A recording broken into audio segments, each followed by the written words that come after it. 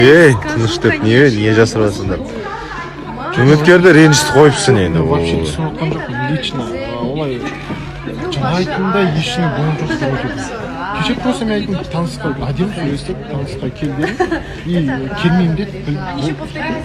Ренжіп қалды. И одан кейін историясын алсам, мама папасы бәрі қыдырып жүр екен. Мен сол үшін келгісі келмеген шығар деп ойладым. Болды.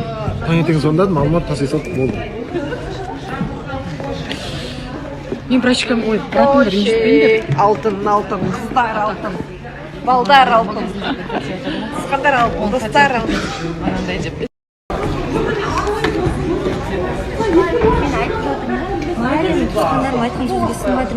Сен шықтың да тоқтайды дейсің да, бәрі. Ондай емес қой, мен саған басында. Мен саған кеше жаздым, ответ қайтарған жоқсың.